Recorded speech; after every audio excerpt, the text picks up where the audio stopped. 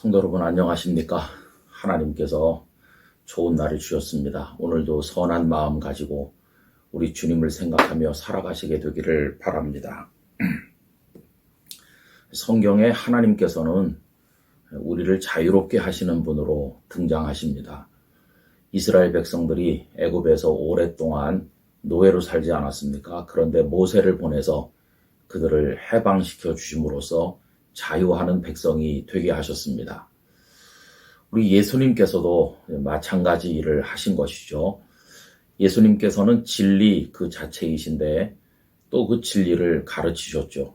그런데 여러분 요한복음 8장 32절 유명한 말씀이 있죠. 진리를 알지니 진리가 너희를 자유롭게 하리라 이렇게 말씀했어요.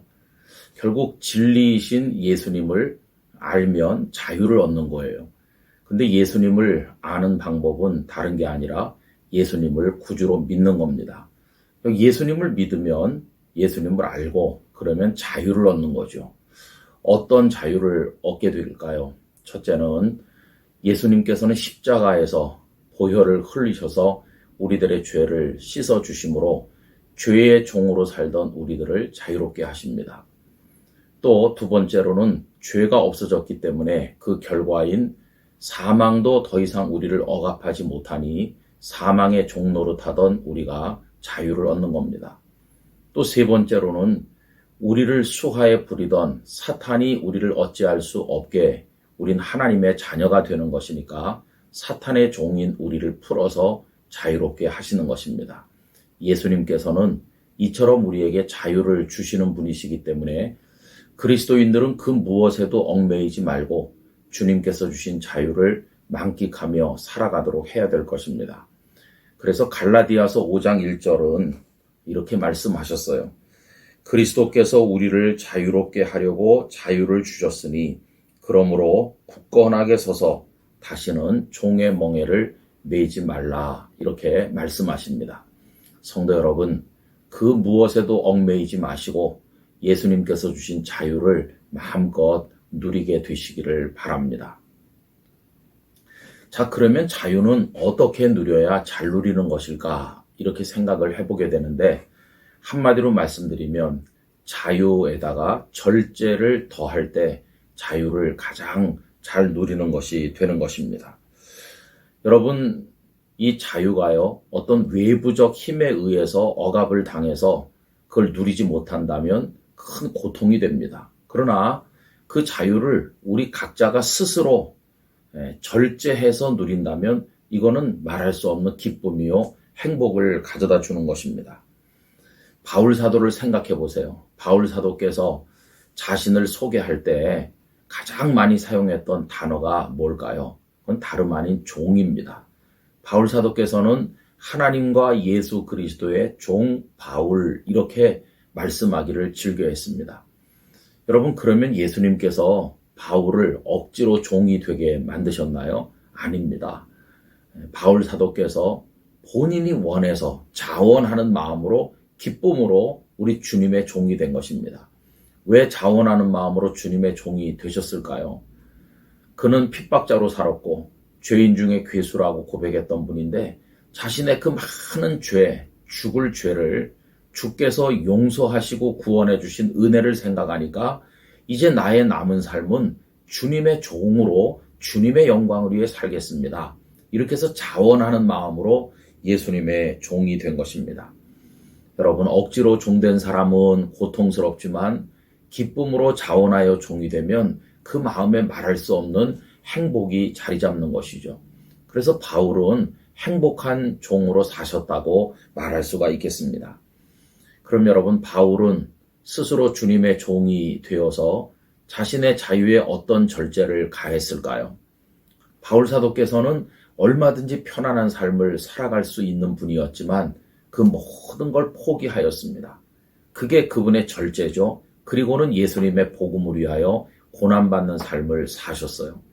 구체적인 예를 들면 바울은 얼마든지 어떤 음식이든지 고기든지 뭐든지 잡수실 수 있는 믿음이 있었지만 믿음이 연약한 형제 자매들을 배려하기 위해서라면 내가 평생이라도 고기를 입에도 대지 않겠다 이렇게 말했어요.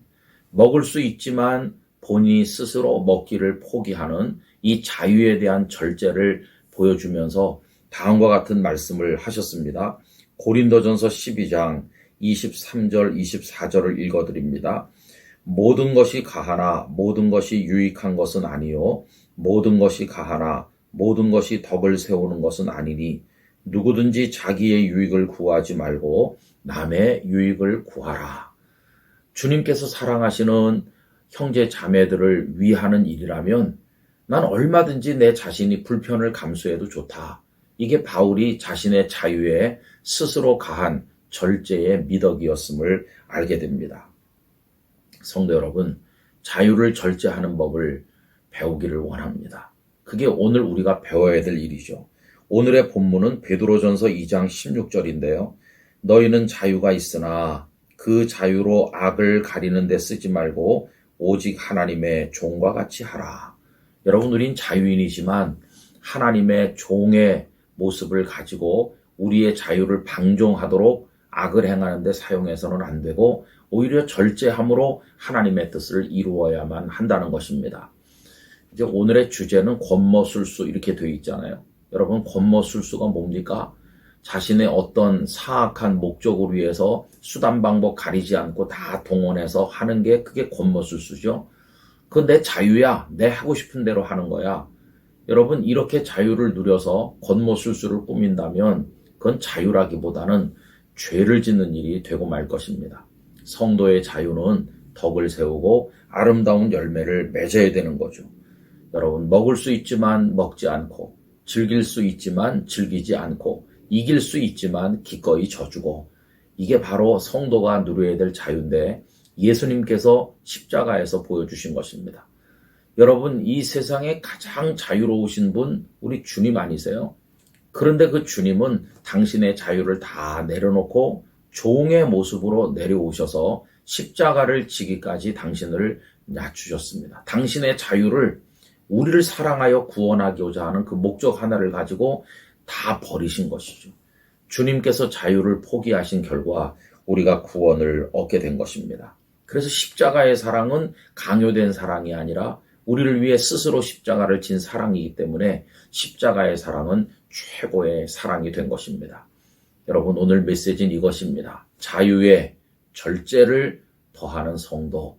오늘도 우리가 그런 모습으로 절제하며 살아가게 되기를 원합니다.